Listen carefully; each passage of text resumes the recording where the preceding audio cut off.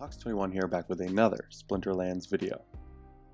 So if you saw my last video where I talked about Jared's Scar and the main tank strategy you can use with him, you would know that I recently got a life splinter focus and I rented some cards. So I rented the max level Jared Scar, and I also finally got to play with a max level Grandmaster Rathe. I haven't I sold my airdrops for Grandmaster Rathe on the day of, and sort of just been waiting and monitoring the market, waiting to see if anyone posts a cheapish max copy that I can jump on. But because I got the life focus, I've been waiting for it, rented them out, and got to do some gameplay with you guys. And in this video, I'm going to show you how powerful he can be in the Back to Basics rule set. He's a game changer. He might be the best Back to Basics summoner in the game right now, and I will show you why in this video. But before we get into that, if you enjoy my channel, love Splinterlands, or learn anything new from my videos, it would be awesome if you could like and subscribe. Our subscriber number's been growing exponentially over the last few weeks. We're getting close to 1,000. It's a super exciting time to be playing Splinterlands, super exciting time to be making Splinterlands content, and I've really appreciated the support you guys have given me thus far. All right, let's get into it. Grandmaster Rathe. I had a lot of fun using this card, combining him with my shield bearer, but this has to do with a specific rule set.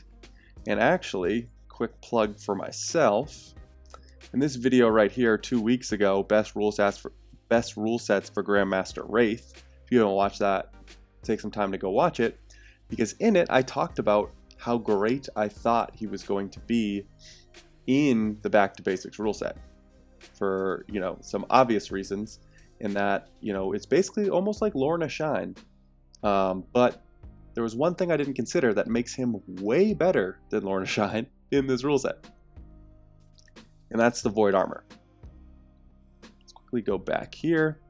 If you have played Back to Basics rule set before, which I'm assuming you have if you play the game, you'll know that you'll see a lot of sorry, I was on rented. You see a lot of people play Bakjira. So in Back to Basic rule set, there's no abilities. Bakjira gets tossed out for 16 health in the front. You see some people play Almo Cambio, 15 health. You see some, the old style, let's see if I can find it. All cards, I don't own this card. That was neutral, common, here we go. Peaceful Giant. He was the main one because he has no abilities and all of his usefulness is derived from his health. So 5 mana, 17 health. He was the king of the Back to Basics rule set. But Grandmaster Rathe allows you to use some shield to create really, really high quote-unquote health monsters in this rule set, and it's even better. So I'm going to show you 4 matches in the Back to Basics rule set. This one is sort of just an intro, nothing too crazy here. 99 mana, it was odds only, Back to Basics, so mana wasn't a problem. Later on you'll see how it's like super powerful when you have some low mana situations. But this one, even my opponent's doing some weird things here. I just wanted you to see that because of normally in this rule set, right, Legion Owlbear is a terrible play. He has Void Armor in real life in the not Back to Basics rule set, but in this one, he only has 6 health, and you're going to get a lot of magic. I didn't see a ton of magic here, but this puts his Void Armor back. So all of a sudden, you have to go through 16 damage to get through Legionnaire. Oh, I put Uriel in the second position. That's going to be 19 damage you have to get through Uriel because of the Void Armor. So this is just massive amounts of shield that they now have to go through that you typically wouldn't in the Back to Basics rule set via magic attacks, which is again what you normally see and what you'll see throughout the videos or the battles that I show you. A couple other things. The really great thing about Void Armor in this rule set that separates this card from Lorna Shine is one, it makes all of the armor void armor, right? So you can play armored monsters with a bunch of armor, and it becomes like multiple divine shields, right? It's just a ton of hit points and armor that your opponent now has to get through. The other great thing is part of what can decide back to basics games is if you have sort of like, let's say they're 4 Regal Parenting attack and Legionnaire only has 1 health left, and they use their 4 on this 1. That's wasting 3 damage, right? It has to happen because of the turn order, obviously. But that can settle a lot of back to basics matches. You'd want this Regal Parrington to go when the Legionnaire had 4 damage. You don't want to waste damage. This provides 2 opportunities with the Void Armor for your opponent to waste damage, because there is a break. There's no piercing ability. There is a break between when the shield is eliminated to when they go to health. So there could be a situation where the Legionnaire gets down to 1 armor, right? And I'm sure this will happen at some point, and I'll stop it to show you when it does. Gets down to 1 armor. Parrington goes. The 4 hits the 1 armor. He's still alive, right? So we wiped out 3 damage because the 1 armor took 4 damage. And then they could do more damage, and maybe the Djinn Meteor is about to fire, and he only has 1 health. He hits him for 4, but only does the 1 damage because he only has 1 health left. He ate up 6 additional sort of ghost damage because he had 1 shield and he had 1 health. Okay, so pay attention to that. I'll stop it if it happens. I'm sure it's going to happen at some point. But let's just let this one run through because it's kind of a weird one. So yeah, they have to go through this. Right there. So you saw the 4 hit the 2 armor, right? So this 4 attack hit the Legionnaire's 2 armor.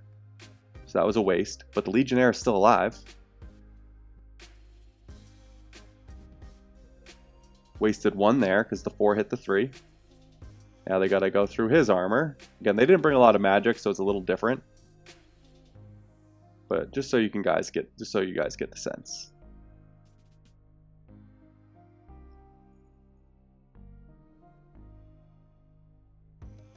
Wasted 2 there because he only has 1 health.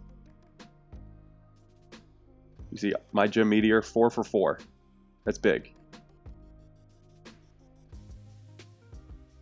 We missed a couple times here, I think, yeah.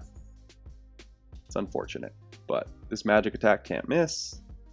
Now they have range in the front, so we take this one. Now we're going to go to this one. So they have an amazing sort of normal strategy for this, right? You have a 2 mana card that does 8 health, that has 8 health in the Kelp Initiate, so he's going to soak up a bunch of damage. These 2 cards are some of the best back to basic cards because they do magic damage, which is typically the best kind of damage, and have 11 health. They also have the Wave Brood, which is great because he has 14 health. And while he can't fire, he doesn't get as close range in this rule set. He's going to soak up damage, allowing the Kulu Swim Hunter to get a bunch of more turns. So this is a fantastic lineup that is really, really, really difficult to beat. But here, this turns into 17 they have to get through, right? This turns into 12. We're going to see this guy again later, the Blinding Reflector, because he's very, very important to this strategy and some of the stuff you can run in more lower mana games. For 3, you are getting 12. That is a ton. You know, that basically equals here, right? Because 2 mana to 8, so you're getting 4 health per mana. This turns the Blinding Reflector into that same ratio of damage to get through to mana, and provides the opportunity, like I talked about in the last one, for them to waste a bunch of damage on the 1 shield. So let's just run through it. This one I kind of just wanted to show you it going against a like standard powerful lineup in this. So we went under their shield, and we will continue going under their shield, at least with our magic attacks. So right there, that was a great example. The Blinding Reflector had 2 shield. The Narissa Tridon fired 5. Just hit off the 2 shield. So wasted 3. And now the Blinding Reflector is still up with 6 health. All because of the Void Armor. It's going to eat some more hits too. Look, 1 health took that 4 archery. Wasted more.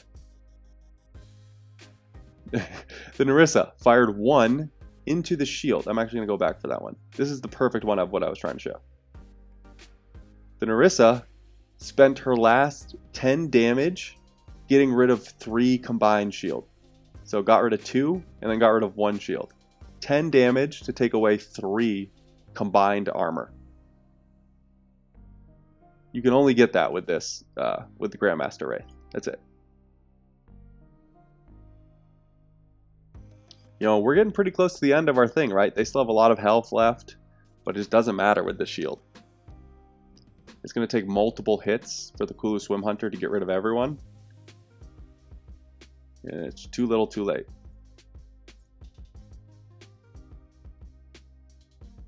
Okay.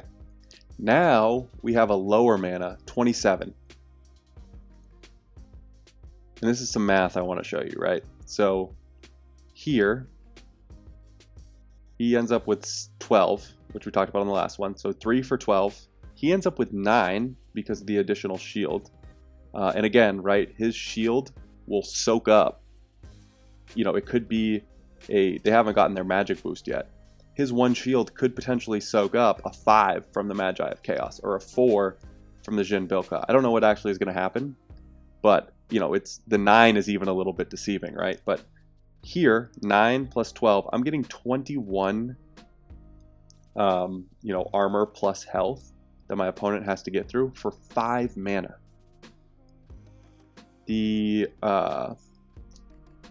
Peaceful Giant for 5 mana at the max level gives you 17. So this is crazier than that card, which was like the king of this rule set. I know this takes up 2 slots. Let's play it. You know, and he actually, he's getting 16 for 7, right? Almost 7. And so this is 2 less and I'm getting more. All because of the Void Armor that's given.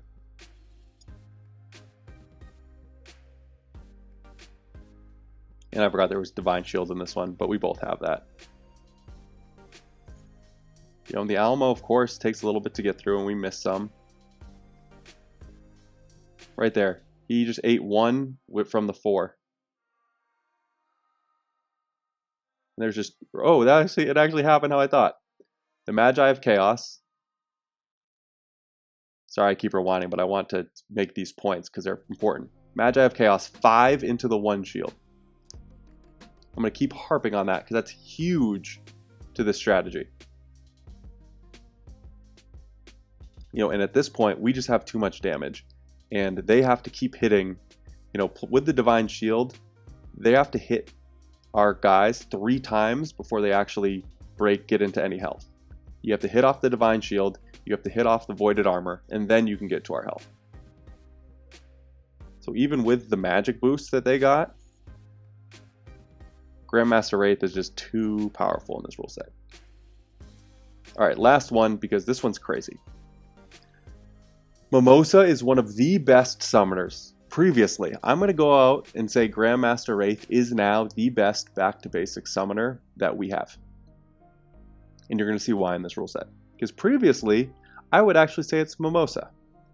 Giving everyone Void is going to cut the magic damage down in half.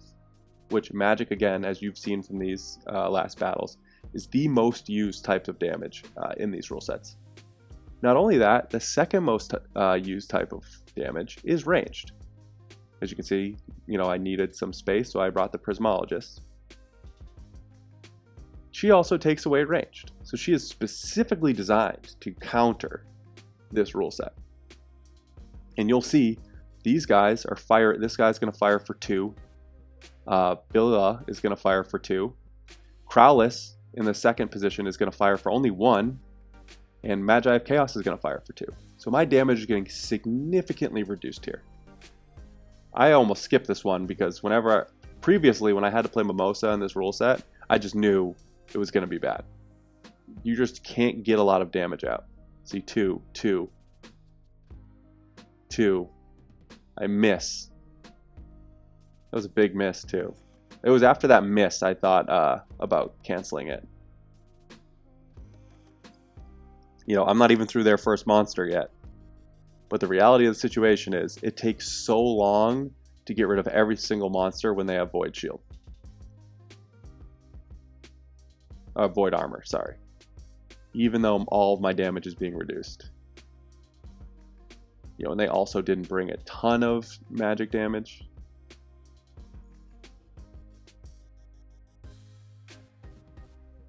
But all of that armor I'm able to bring out now because of the Void Armor just makes up for the reduced damage I was doing. And we actually we also coasted to a very smooth victory here. So yeah, those are the battles that I had. We're back to basics with Grandmaster Rathe. I'm going to keep playing some more battles with the Life Splinter and see if anything else pops up. But for now, it was really Jared Scar as a main tank, which I think has potential. And Grandmaster Rathe, I'm going to go out on a limb and say, is the best back to basic summoner that we have right now. I'm going to stop it there. If you like these gameplay videos, I'm going to keep them coming. Sorry if I go a little too in-depth or pause the videos a lot. I just really like to get my point across because a lot of these are sort of small things you might not pick up on if you're new to the game, or even experienced, right? Maybe these just things you aren't paying attention to, but understanding why and how they work not only help you understand this strategy better, but can help you pick up on smaller things in the future where, maybe you realize a card's value before everyone else does and you're able to buy it up, while it's cheap. And then months later when everyone's caught on, or, a month later when I make a video on it after you've already bought it up, you'll be sitting pretty. So yeah, that's why I like to go into great detail and pause and sort of talk my points through. I hope it's not too annoying, but appreciate you guys being here. I've been loving making this Splinterlands content. Such an exciting time. I hope you guys are having fun playing the game, and I will talk to you soon.